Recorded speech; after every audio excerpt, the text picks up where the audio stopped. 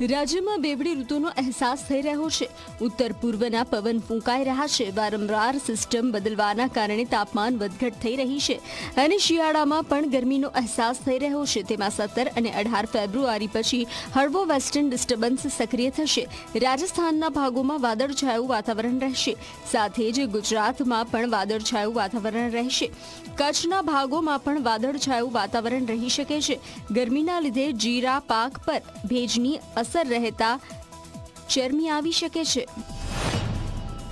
આગામી દિવસોમાં જોઈએ તો તારીખ 17-18માં એક મધ્યમ કક્ષાનો પશ્ચિમ વિક્ષોભ આવવાની શક્યતા રહે છે, જેની અસર મેદાની ભાગોમાં પણ થવાની શક્યતા રહે છે।